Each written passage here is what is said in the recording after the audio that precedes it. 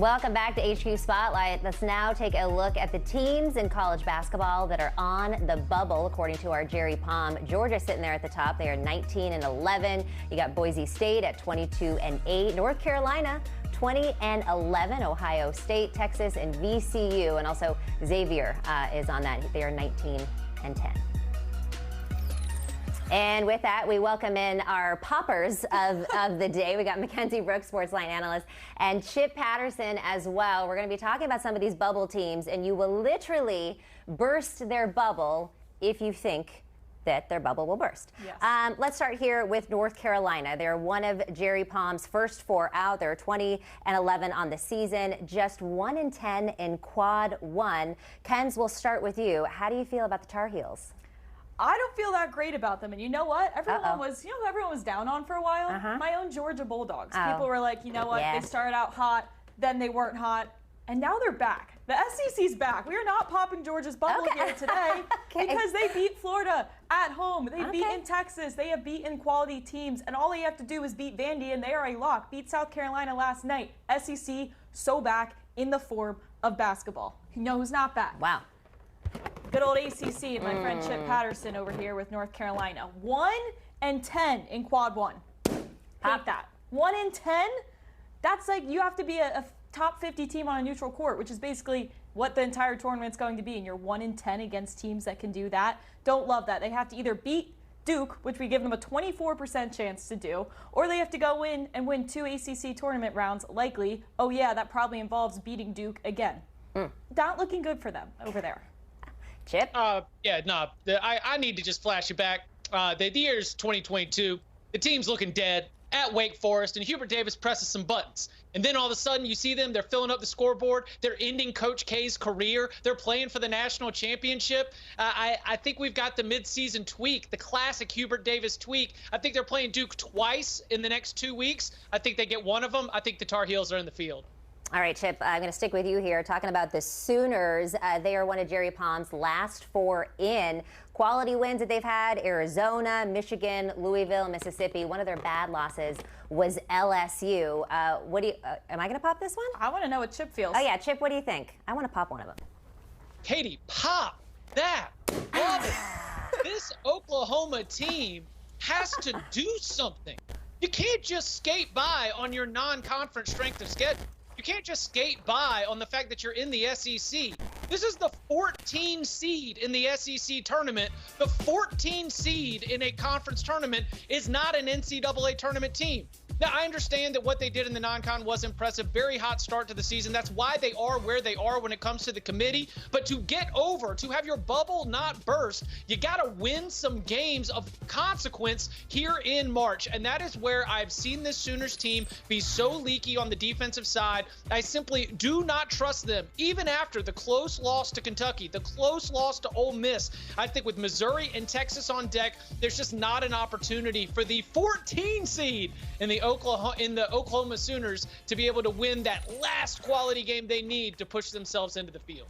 All right, Chip, I think you're probably going to burst someone else's bubble here, because when we look at the Cornhuskers, it seems like the sky is falling there. They have lost 4 in a row. They're completely out of the field right now. But if they beat Iowa on Saturday, they can stay in consideration. Are we popping or leaving them be?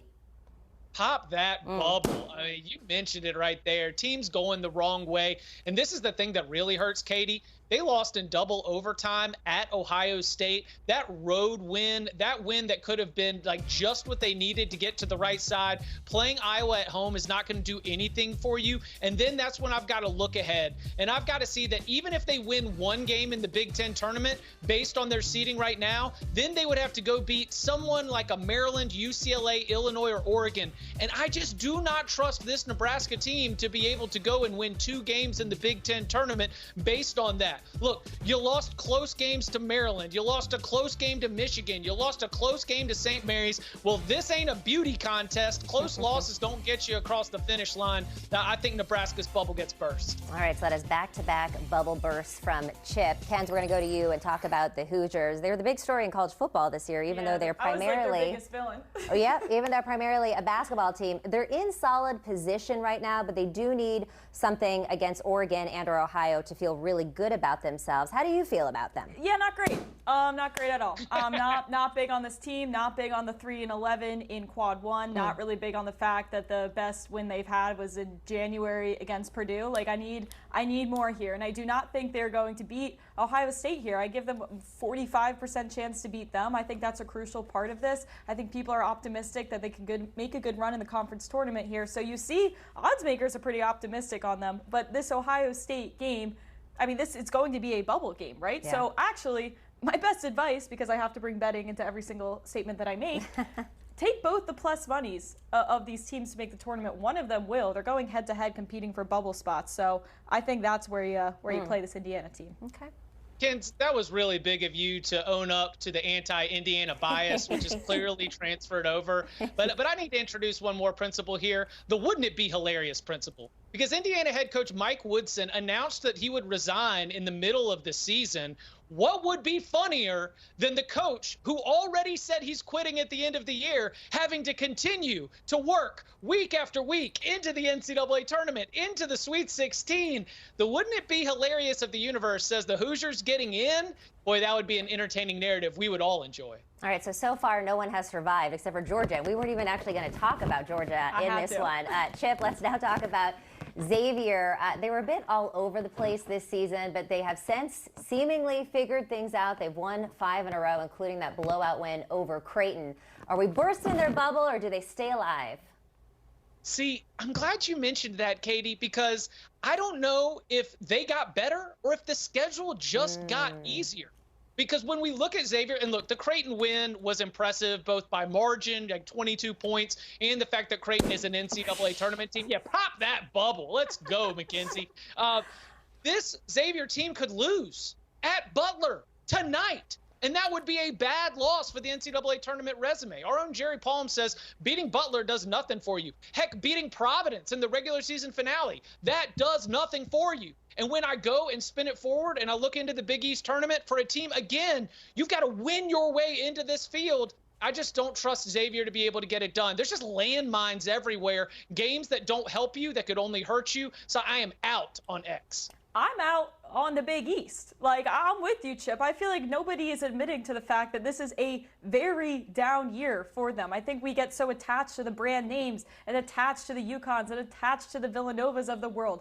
This is not the same conference. And I'm an SEC girl, and I'm willing to admit that the SEC football was down this year. But, like, you have to understand when it's not awesome when you're winning in easier conferences, which is what's happening with St. John's right now, in my opinion, as come well. on. Who have The they beat? Giants? They even lost to Villanova. Villanova hasn't been good since they're all in the Knicks. Everybody was good for Villanova. They're all in the NBA. UConn is not the UConn of the past. Like, beating up on these teams, to me, it's smelling like Indiana football. Okay. All right. Well, it's a bad day to be a balloon here at CBS Sports HQ. Everybody got popped here. One more reminder that you could watch March Madness Selection Show right here on CBS Sports and CBS and streaming on Paramount Plus. That is happening on March 16th at 6 Eastern.